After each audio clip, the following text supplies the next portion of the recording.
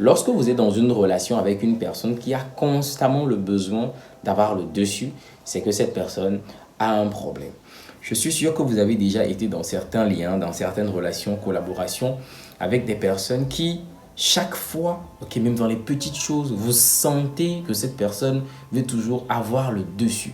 Cette personne veut toujours prendre le dessus. Eh bien, ce qu'il faut comprendre, c'est qu'il y a des personnes qui ont été dans des liens par le passé, qui ont été froissées, qui ont été blessées justement.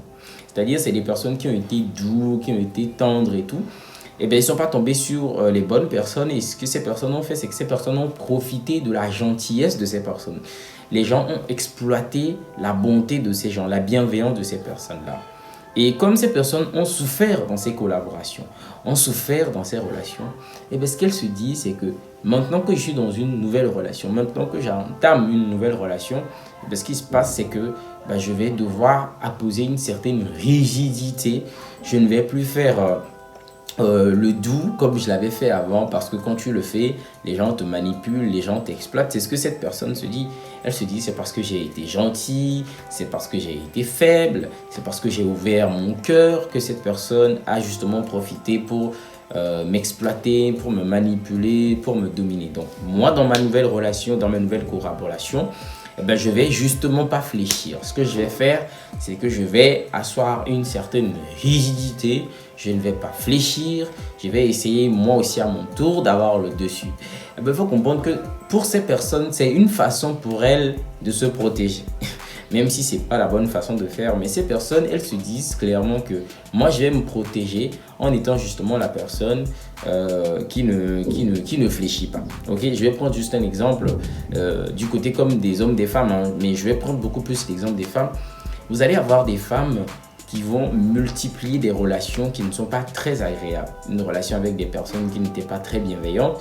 C'est des personnes qui vont les manipuler, qui vont les utiliser, qui vont les exploiter vraiment de façon très intense. Et ces personnes, ces femmes, vont multiplier ces expériences pendant, je ne sais pas, beaucoup d'années, hein, avec plusieurs partenaires. Et un jour, comme ça, voilà, peut-être dans des discussions, elle va tomber sur une vidéo de quelqu'un qui parle sur Internet, qui va dire non, dans les relations, il ne faut pas être, je ne sais pas comment je vais dire ça, il ne faut pas être tendre, il faut pas baisser sa garde et tout.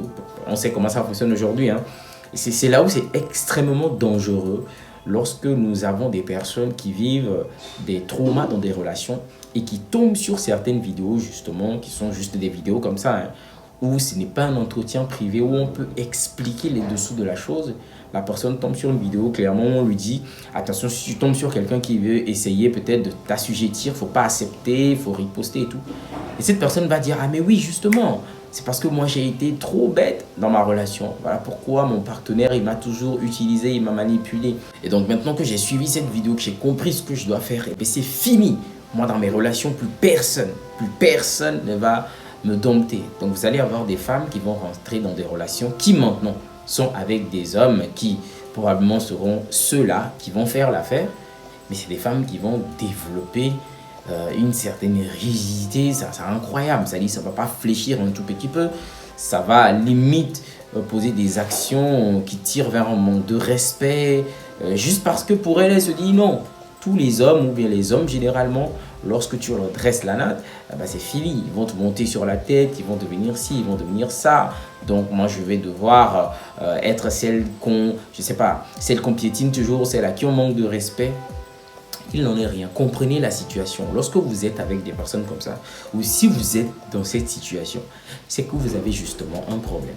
Vous traînez avec des blessures intérieures, comme on le dit, et vous devez justement guérir.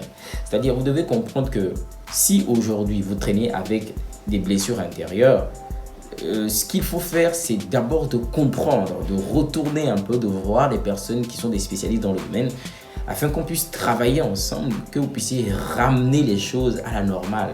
Plutôt que de traîner avec ces blessures et de rentrer dans de nouveaux liens, dans de nouvelles collaborations et penser que vous maîtrisez et prendre toute cette aigreur, toute cette, toute cette haine-là et frapper les nouveaux partenaires. Ok? Combien de personnes ont bousillé de très bons liens juste parce qu'elles ont connu des expériences négatives par le passé et elles rentrent dans de nouvelles relations maintenant et elles se disent non, moi je ne vais plus me laisser marcher dessus, ok, je vais être sur mes gardes et tout et tout. j'ai l'habitude de le dire dans une relation, ok, c'est pas une question de c'est moi qui domine, moi je suis dominé. Non, quand on est dans une relation où quelqu'un veut avoir toujours le dessus, c'est qu'il y a un problème en vérité. Parce que dans une relation, il n'y a pas de je domine ou je suis dominé. Les relations sont... Il y a un certain équilibre dans les relations, ok? Je te respecte, tu me respectes, je te donne de la considération, toi aussi en retour tu me donnes de la considération, je te respecte pour ce que tu es, tu me respectes pour ce que je suis.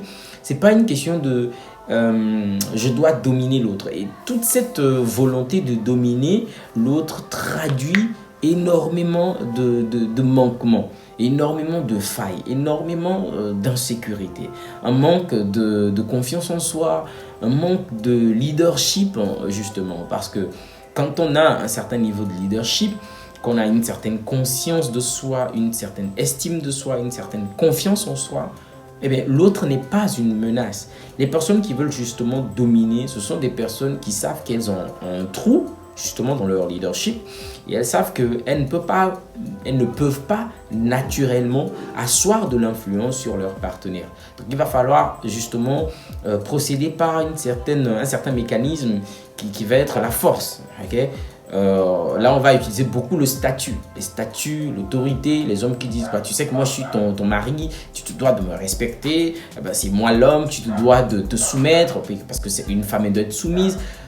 Tous ces discours, vous les écoutez des personnes qui justement ne travaillent pas leur leadership, qui sont cassées okay, intérieurement, qui traînent des blessures et qui ne savent pas comment s'y prendre, qui ne connaissent que cette seule façon de dominer avec le statut, avec le titre. Okay? Alors que si vous êtes quelqu'un qui est safe, si vous êtes avec quelqu'un qui est safe justement, il n'y a pas ce truc de je suis l'homme, il n'y a pas ce truc de c'est moi qui domine justement.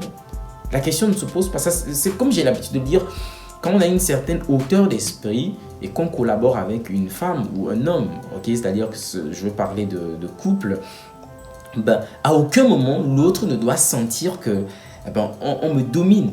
À aucun moment l'autre ne doit sentir que je suis dans un truc où je me dois, comment je vais dire, c'est-à-dire je suis obligé de faire certaines choses. Donc ça doit venir tout naturellement parce que la personne est bien et essaie justement ce qu'elle doit faire. C'est comme ça que ça se passe.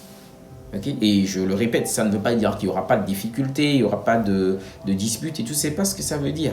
Je sais que vous comprenez ce que je veux dire. Ces genres de relations où vous avez juste l'impression d'être avec quelqu'un qui veut vous avez l'impression d'être avec votre père justement. Quand vous étiez gamin, on vous dit ne fais pas ça, fais ça. Ou bien viens ici, arrête-toi, achète ça. C'est juste des ordres. C'est pas une relation, ça. C'est juste quelqu'un qui vous dit ce que vous devez faire, okay, qui est très rigide, implacable.